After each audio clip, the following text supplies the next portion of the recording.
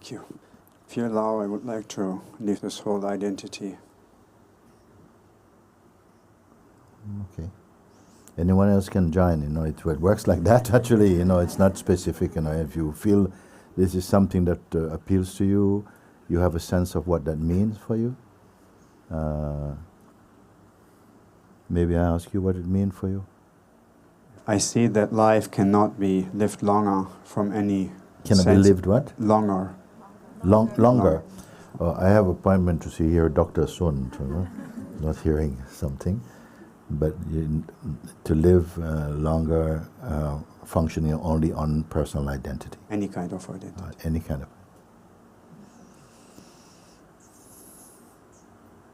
So supposing you would have seeing what you say, if this is what you really say, you have seen by your own power that it doesn't work actually, that life lived merely under the government of a personal self, of ego, it doesn't work for you. If you come to see that, because that's a very, very rare thing for a human being to say, that at the place of my person is not working, because they say we are 7.5 billion human beings currently together. How many will say this? I don't know. Even you hit rock bottom, even sick, dying, who is saying like that, yeah, it doesn't work? It's not, oh, life doesn't work. No, it doesn't work with this one in charge. You hear? Why my ears cling? What is he saying? Then, supposing there was no external help to come for you, already, because life itself must have initiated this stage in your maturity to come to a place that living by ego, yes, of course, biologically I can go on, but in terms of joy and peace, happiness, it's none of that is not paying off, living from the position of personal identity. So I would say life itself, by God's grace, have assisted you to come to that level. So it cannot leave you alone. So if no one else was to come in to support you from there, would you be lost? You did not come to that merely, it's not the ego that came to the realization, you know what, we're not doing well in this house. We need help. Is it the mind that is saying that? So something else, some level of intelligence is there that's saying, actually, no, it's not really working. No matter how much I try to imagine and to somehow, it doesn't work. Even by imagining my life is good, I'm doing really good. I see people on the street, I smile and say this, how are you doing? I say, I'm too good. But actually inside I'm dying. You see? So he's saying that. So where to go from here? If you are approaching the God of existence at this stage, I would say the Lord has prepared you for this beautiful failure. They say, okay, you've tried it your way. Now try it my way. What way would this be, though?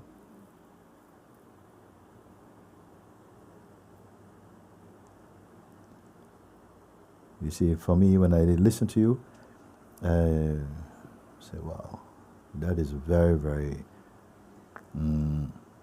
you're on the edge of the most amazing onwardness. Don't lapse back. Don't fall back into something.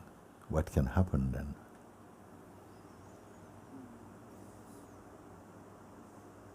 So, what are you asking? Total freedom. Yeah? Total freedom. Total freedom. So if all the things you mentioned is not working, and I were to say, then okay, anyone can do this, just right now, just in this moment, just leave everything without expecting it. Leave all of that to a side. Okay, just leave all of this then. With me, I say, just leave this, all the concerns about this. Is it possible? Anybody can follow what I'm saying? Don't be carrying this around. Don't carry your bag of troubles around. Say, okay, put it down. Last week, I think you listened to one satsang, which I say now, put it all in the basket of God. Suppose God put the basket and say, all your troubles until now, put it, this is my basket, put them all in this basket of God. Whatever it may be, past troubles, future anticipated troubles, identity crisis, everything, put it in this basket of God. Is possible that you would know what to do? Don't do this. Meaning to leave everything then. We're not going to describe what particular problems you're concerned about. If I say put it all, then the basket of God is there. Put it all in the basket of God. But I need someone who would really do it. Because we are skilled with words, and with our tongue we say things, but we have not actually fulfilled them inside our heart. Could you do it then? It's possible. Suppose you had no money, you go to someone's house who you know and say, brother, I'm so hungry, I'm sick, I've got, I really, all I need, could you give me 20 pounds? That will sort my day out. Please, can you help me? And this man says, 20 pounds? I give you 2,000 pounds. What will you do? You accept it, you say, oh, brother, I'm so thank you. That is a practical help or not? The practical help or not? You take your money, you say, thank you so much, brother. I'll pay you back when I can. He says, you don't have to pay back. Take it, go.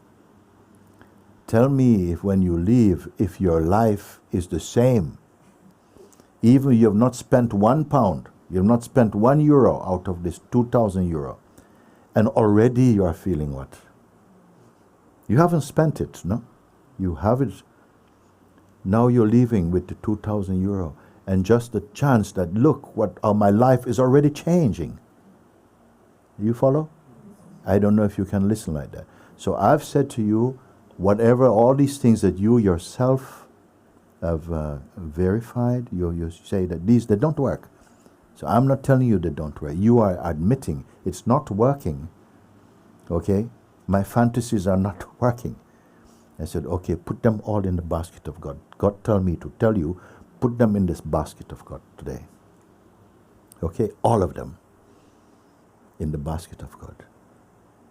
Like the man who has been given the 2,000, who asked for 20 euros, he's given 2,000 euros. And without spending €1, already relief is here. Can you feel this relief? Can you do it? Because your man will tell you, yeah, it's a nice exercise, I'll try it later. That's part of the trouble, by the way. I'm speaking right now, even. And what comes from you? What comes from you? Maybe doubt, maybe, I don't think it's going to work like that. So already you defeat yourself. Maybe if I show you 2,000 euro, you're much better. Then if by God's grace said, you do this, and now show me, really leave it, and see if it works, but you must leave it. Not tell you to go work it out. I'm not giving you any tricks. You leave it then. Meaning, don't be bothered about it anymore. Okay? So, what is the problem now? No, I just trust your watch. No problem. Yes. Okay. So I give you the 2,000 euros. You say, listen, okay, so you feel better? Yes, I trust you. No, you trust the 2,000 euro. Trust the 2,000 euro. You take it to the bank, say, could you put it on one of those machines to see if it's really real money, if it's fake money? They say, no. You say, no, I trust it because it came from a friend. It came from someone I trust. So you are relieved of your trouble. But don't go back and say, sorry, one of the things I left with you, can I take it back for just to sort it out? Let it fail, but you don't fail. Then you put it, then offer, say, actually, okay, can it be so simple? Or we have to go to the next move, which is techniques. Give you some technique. Can it be so? This is the most kind offer. You see, this interaction is open all the time. Let's see where it failed, if it failed. But I'd rather you don't go to try and prove where it failed. See where it succeeded. You see, the problem, if there's anything, is not even just the mind, but the investment in mind. You believe more in the sorrow than in the freedom and the joy, you know. Many people still have what we call no-go areas, meaning that nobody will do all the spiritual stuff, but it don't come near this stuff. I'm preserving this part of myself. You know the cost of this? Whatever you preserve in the realm of phenomenality, you will need more lives to sort it out. You transcend this because you see the valuelessness of this. That our lives can become stagnant. You're reading and you're singing bhajans and doing all these things, but something is stagnant. Like a kind of tumor inside, no light can get to it. Not even the light of God can reach it. Because what? It is within your choice. And the most powerful thing you have is the choice. And actually, we are living our choice.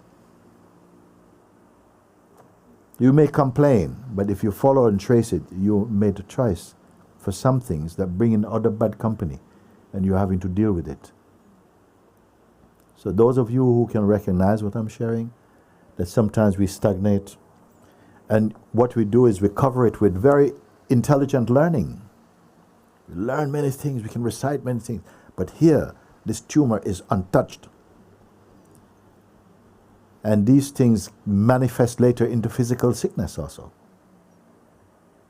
So the invitation, rather than feel, oh, we will move so easily into beingness, there's a stubbornness. And what we're doing is you're learning about being, but still hanging out in personhood. So is this a good compromise? And can you relate to what I'm saying also? And for this reason, it seems that we can carry on, and we can carry on. 5 years next time, you're still asking, yes, Babaji, but my mind gets so strong, and sometimes I'm not able to sleep because this thing is coming so strong. And I'm telling you where it comes from. We have not as yet offered up ourselves. If you find that somehow these things are still lingering and very strong patterns in your life, you cannot move forward, it's like they just bring like bad luck around you all the time. When you detect them like this, you may offer them. I put this in the basket of God. May I tell you like this? Yes. I put this in the basket of God. Father, I see that here there is a stuckness in me. And today I offer it. I put it within the capacity you give to do this. And I cut the disconnection from my heart. Please help me to transcend, to wash this out. Then light opens up in you, and these things begin to thin away. And very quickly also. But if you want to do it in your strength, and your strength is an exaggeration, because you have not been able to overcome the egoic limitations by yourself. So work with universal consciousness, which is the source and essence of yourself. You may refer to it as God or your Guruji or whatever like this. It adapts. And you say, please help me. By yourself, you don't have to tell anyone else. You just say in your heart, I choose to be free of this. I see the sense of vulnerability of letting it go. Because these things feel like they have some value.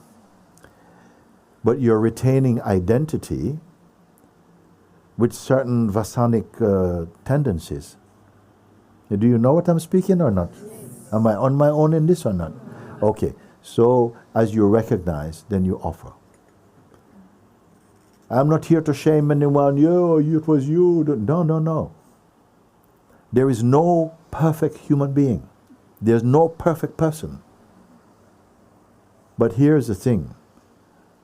You are originally not person. You are presence. You are the God manifest.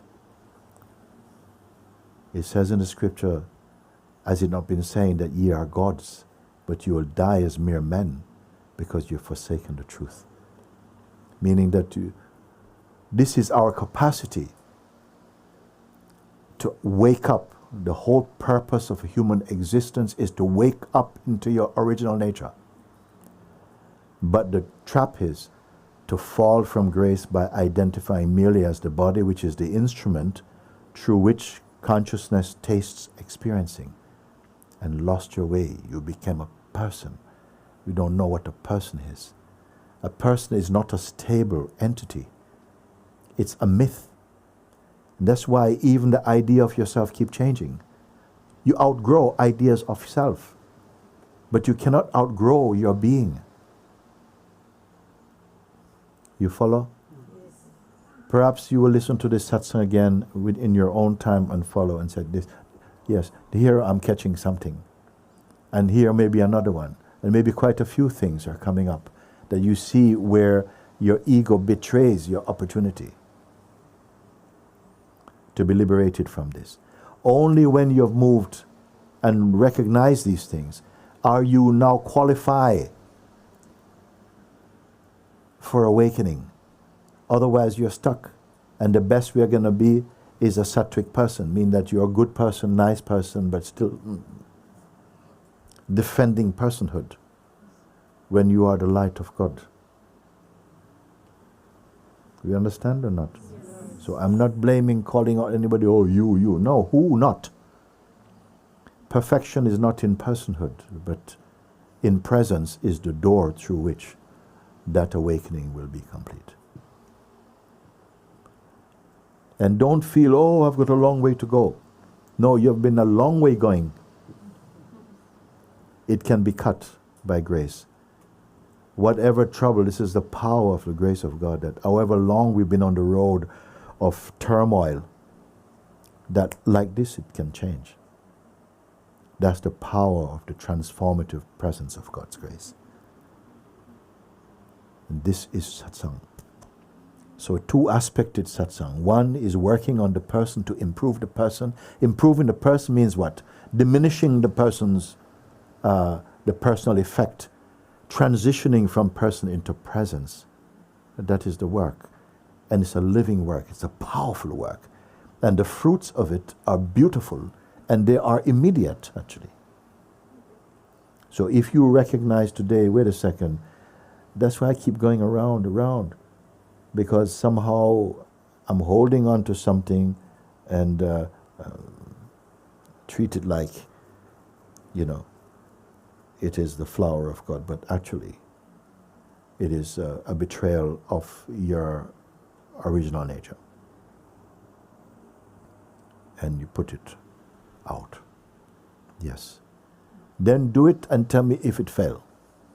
Tell me if it fails, or simply you let the mind come and the mind says, this thing, and it's not working, that's not my way is yoga, my way is sort of like, I like to walk and go into the forest, my way is to be with animals, whatever kind of thing you tell yourself to get out of these things.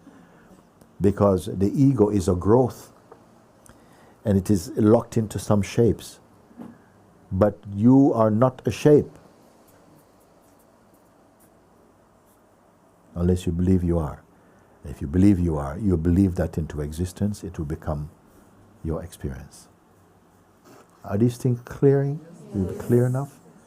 So my encouragement is to come forward in this inside your heart and to experience the change that comes out of it also. I'm not asking you to become this religious person. I'm saying before religion is born, the self is. To point back to that which is nothing wrong with religion is here also to help. But sometimes it can become a bit contaminated here and there also. And so don't just listen to what people read and tell you. Say, what you're reading from? The Avadutta, where can I buy? You read for yourself then. You say, I don't have time to read. I don't have much time. Then whatever time you have, if you can dedicate it earnestly, it will bear fruit. I am in support of this movement in you. And from that place, I say, bless everyone here. I leave no one out. Even someone who feel, I don't want. Because I know that you do want, but you listen to your mind. The mind is running. So I said, I bypass your mind. I pray blessing into you because I know that no one can wake up and regret it. The more you lose of yourself personally, the more you are of yourself truthfully. You're not going to become someone else. You're going to start unbecoming what you're not. That we have been thinking that this is what I am. I can't change. This is how God made me. That's nonsense. That's how your mind made you.